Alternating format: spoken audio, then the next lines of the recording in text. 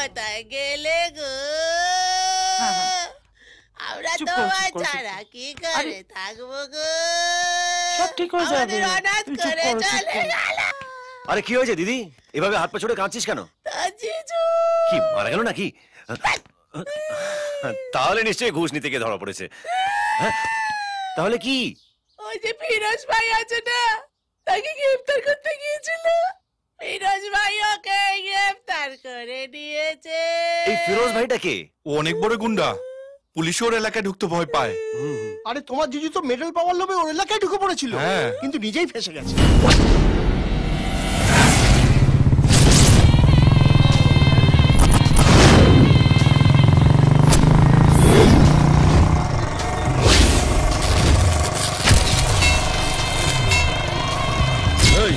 কোথায় যাবি?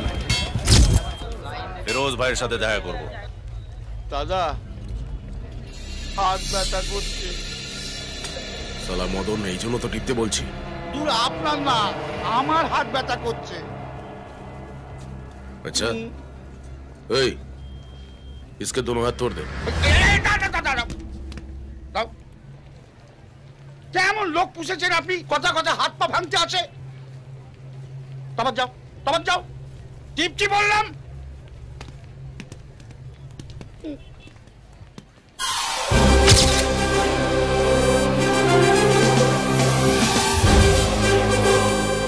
আজ আবার আমার ইউনিফর্ম পড়েছে, 100% কিছু খারাপ করবে।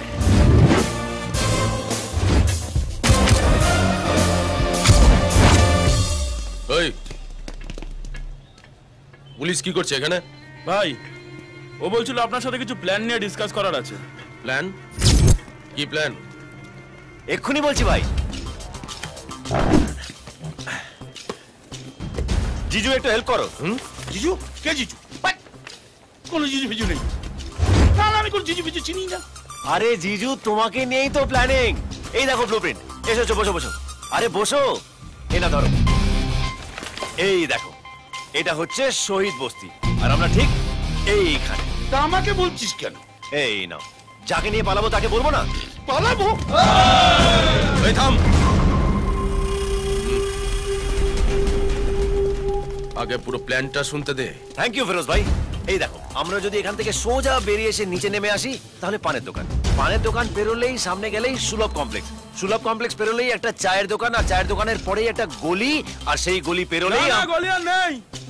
ভাইয়ের সাথে ওপারে একজন পাঙ্গা নিয়েছিল, ভাই ওকে ওখানে ঠুসে দিয়ে দেয়াল তৈরি করে দিয়েছে।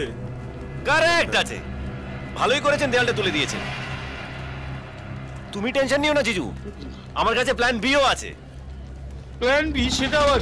এই দেখ, আমরা ওই গলিটা না ঢুকে ওখান থেকে ইউ টার্ন নিয়ে সোজা চলে আসবো, সামনে একটা বিরিয়ানির দোকান, তারপরেই চুরির বাজার।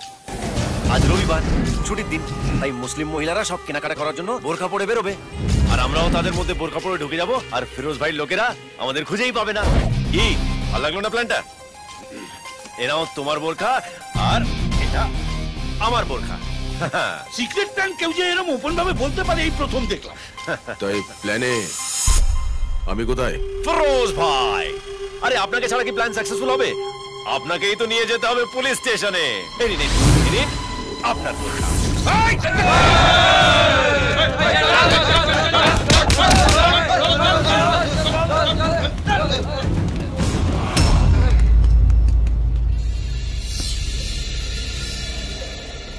তুই ফিরোজের আড্ডায় এসে ফিরোজকে প্ল্যান বোঝাচ্ছিস? তোর এত দম? দম? তোমার আড্ডায় ঢুকলাম, তোমাকে আর জিজুকে কি করে নিয়ে পালাবো সেটা বোঝালাম, এবার দম। জিজু,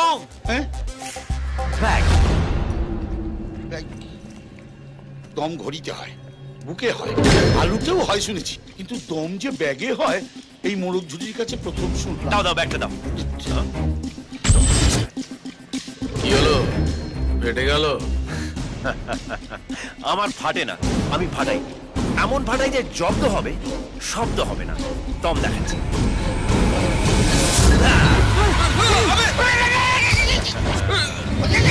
এবার দেখো, আরো দম দেখাচ্ছি। দম।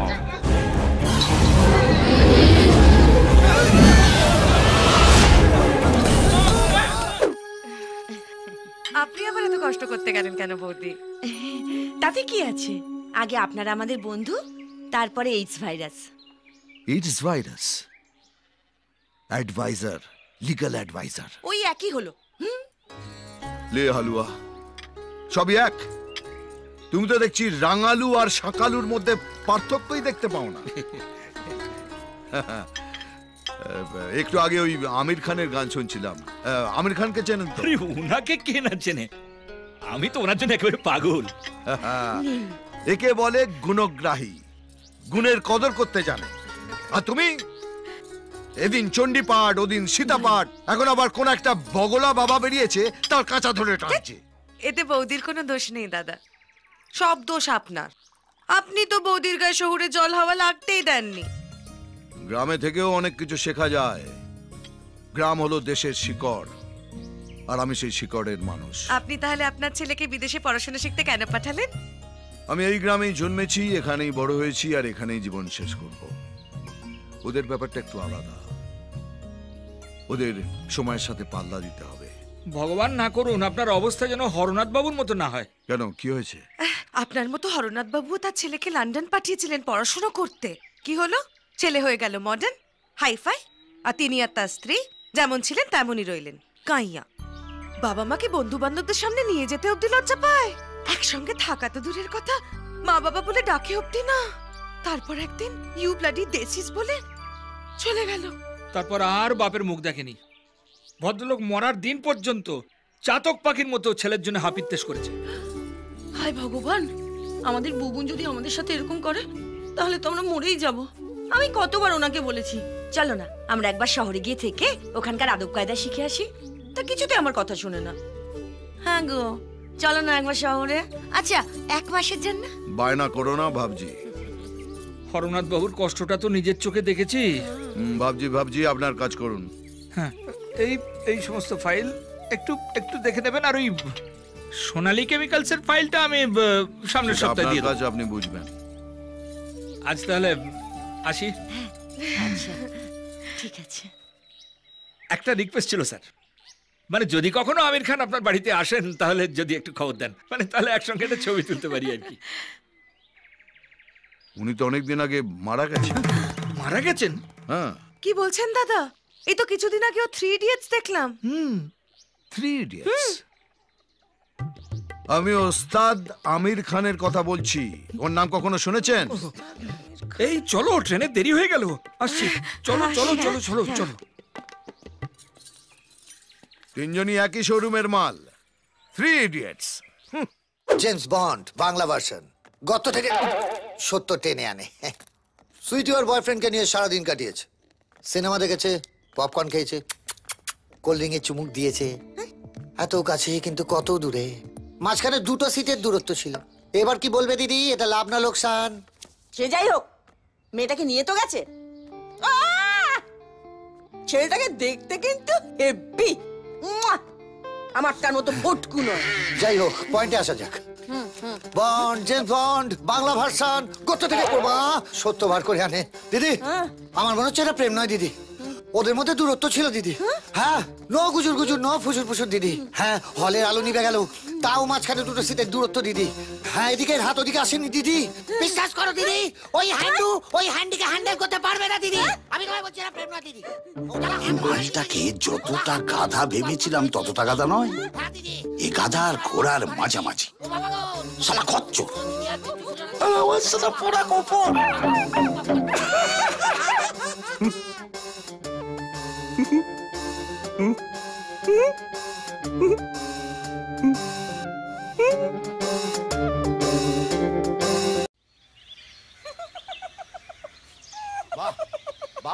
বাবা অসাধারণ কিস। দুজনে হাত ধরে ঘোরাঘুরি করবে, সিনেমা হলে কোণের দিকে সিট নেবে, এ ওর গায়ে ঢলে পড়বে, ও এর গায়ে ঢলে পড়বে, আর আমি বসে বসে চড়াম চড়াম করে ঢোলক বাজাবো। স্যার ওটা আপনি পারবেন না, ওর জন্য অনেক প্র্যাকটিস লাগবে। এটাকে এবার পেঁপে দিয়ে চেপে দেবো। এই মাদারের বাচ্চা, আমি তোর মতামত চাইছি, যেটা বলবো সেটাই করবি, ঠিক আছে? ওটা আমি পারবো না স্যার। আরে কি বলছিস, পারবি না মানে? স্যার আপনি বলেছিলেন আমাদের দুজনের মধ্যে যেন 4 ফুটের দূরত্ব থাকে। 1 ইঞ্চি এদিক ওদিক হলে আপনি আমায় কেটে ছোট করে দেবেন। পরের মেয়ের জন্য প্রাণ দেবো না স্যার। ও আগের অর্ডার ক্যান্সেল। এখন থেকে তোদের দুজনের মধ্যে ওই 4 ফিটের ডিস্টেন্স কেটে গেল। স্যার আপনি এখন এক কথা বলছেন, তখন এক কথা বলছেন। আপনার অর্ডারে ঠিক নেই। এই ভুল বোঝাবুঝিতেই না একটা গরিব ছেলেকে মরতে হয়। মরতে তো তোকে এমনি হবে রে মাদারের বাচ্চা।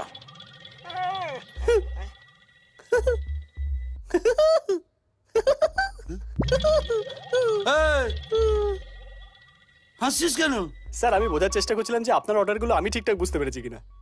হ্যাঁ, তো কিরকম বুঝলি? ঝর্ণা জলের মতো পরিষ্কার।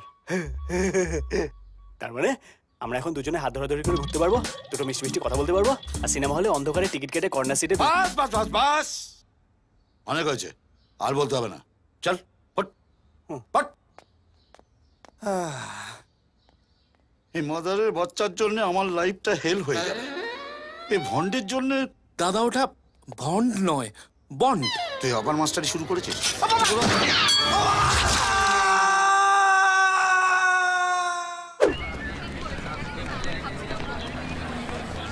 দাদা তোমরা এখানে একটু অপেক্ষা করো, আমি ভেতরটা ভালো করে দেখি। ঠিক আছে, তুই যা। এই তোরা এখানে দাঁড়া। যা।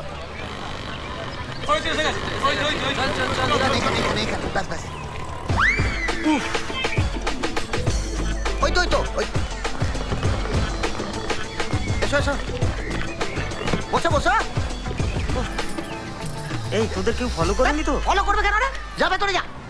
এই শোন, তোরা এখানে চুপচাপ বসে থাক, আমি ভেতরে গিয়ে দেখে আসি সব ঠিকঠাক আছে কিনা। ঠিক আছে যা। এই মনে হচ্ছে এটাও ভাগমভাগ কেস। এনে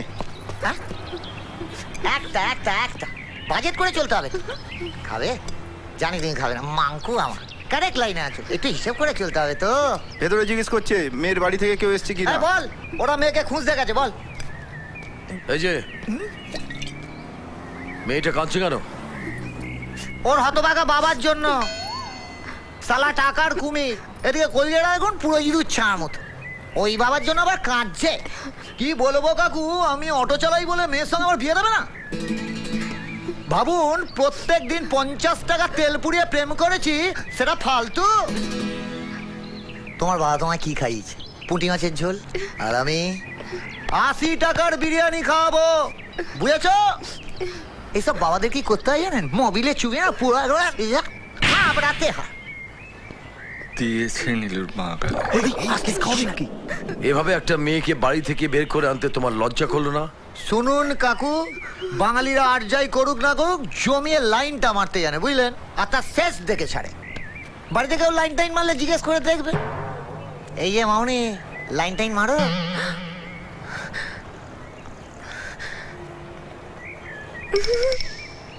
এইটা নিল ডান গালে। চুপ কর না। প্রেম, সীমার বাবা জানতে পেরে গেছে তুই ওকে নিয়ে পালিয়ে গেছিস। ওর আত্মীয় স্বজনরা সব খুঁজছে। এই যা তো যা, খুঁজতে বেরিয়েছে। এই আত্মীয় স্বজন গুলোই না যত নষ্টের গোড়া। এরা ওই পাম্প বেরোবে না, মেয়ের বাবাগুলোকে ফোলায়। কি উচিত জানেন? এইসব বাপগুলোর না মাথায় বরফ চাপিয়ে নিচে সলতেতে আগুন লাগিয়ে দাও। প্রেম, sorry sorry sorry sorry sorry darling, আসলে বিয়ে বলে না খিস্তি দিতে পারছি না। শালা খেয়ে দেয়ে কোনো কাজ নেই, গাড়িতে তেলে ভরে মেয়ে খুঁজতে বেরিয়ে পড়লাম। আরে বাবা, কারু না কারুর সাথে বিয়ে দিবি নাকি? আগে পিছে না ভেবে একটা মেয়েকে বাড়ি থেকে বের করে নিয়ে এলে। কোত্থেকে এত সাহস পাও তোমরা? কেন? বন্ধুদের কাছ থেকে। প্রেমে রং ধরানো থেকে পাকানো পর্যন্ত পুরোটা ওদের দায়িত্ব। আপনি শুধু একটা মেয়েকে দেখিয়ে বলে দিন ওকে তুলতে চাই, ব্যাস আপনার দায়িত্ব শেষ। ওরাই তুলিয়ে দেবে, বুঝলেন? তারপর ধরুন প্রথমে সিনেমা হল, সিনেমা হল থেকে তারপর পার্ক, তারপর ধরুন পার্ক থেকে ম্যারেজ রেজিস্টার অফিস। পুরো রাস্তাটা ওদের ছকা। এমন বন্ধু চোখের সামনে পড়লে না মেরে রেল লাইনে শুয়ে দেবো। ওই মেরে দেখ, মেরে দেখ, পেছনে না মিডিয়া লেলিয়ে দেবো, পুরো গোষ্ঠীর ষষ্ঠী পূজা হয়ে যাবে। মনে আছে? হ্যাঁ, একবার হয়েছিল, সরকারের না খুঁটি পর্যন্ত কেঁপে গিয়েছিল।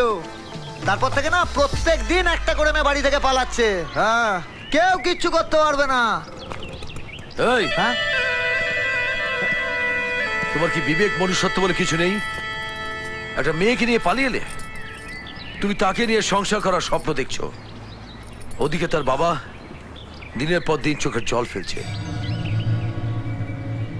বাবারা মেয়েকে কষ্ট করে মানুষ করে, আর তোমাদের মতন কেউ এসে তাকে নিয়ে পালিয়ে যায়।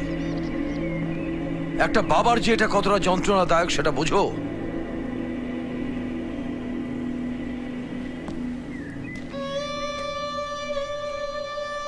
তুই অন্তত বুঝবি মা।